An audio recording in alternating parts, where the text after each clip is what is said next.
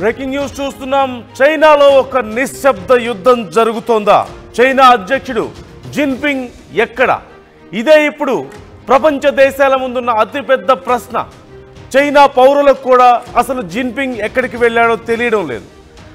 కనీసం జిన్పింగ్కు అతి దగ్గరగా ఉండే చాలామంది నాయకులకు కూడా ఇదే కన్ఫ్యూజన్ నెలకొంది.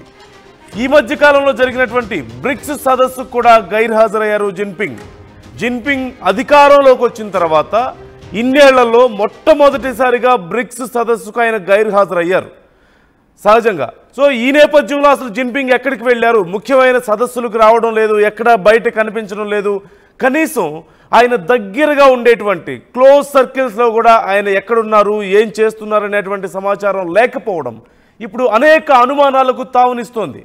సుమారుగా నెల రోజులుగా జిన్పింగ్ కనిపించకుండా పోయారు. మే 21 నుంచి ఆయన అసలు పూర్తిగా కనిపించకుండా పోయినట్లుగా తెలుస్తుంది. జిన్పింగ్ తిరుగుబాటు మొదలైంది అంటూ కూడా ఒక ప్రచారం జరుగుతుంది జిన్పింగ్ పైన. చైనాలో అంతర్గతంగా ఒక రకమైన నిశ్శబ్ద యుద్ధం నెలకొందని, ఆయన ఆధిపత్యాన్ని, ఆయన నిరంకుశత్వాన్ని తోసిపుచ్చుతూ ఇంటర్నల్గా ఒక రైవలరీ వస్తుందని, ఇంటర్నల్గా కొన్ని వర్గాలు ఆయన మీద తిరుగుబాటు చేస్తున్నాయని రాజకీయంగా. ఈ నేపథ్యంలో ఆ తిరుగుబాటు ధాటిని తట్టుకోలేక జిన్పింగ్ కనిపించకుండా పోయారంటూ ఒక రకమైనటువంటి వాదన వినిపిస్తుంది.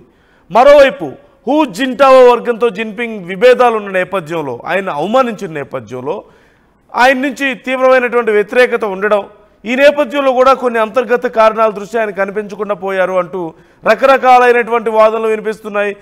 మొత్తం మీద జిన్పింగ్ ఎక్కడ అనేటువంటి ప్రశ్న ఇప్పుడు ఇటు చైనానే కాదు ప్రపంచ దేశాలను సైతం ప్రస్తుతం వెంటాడుతోంది.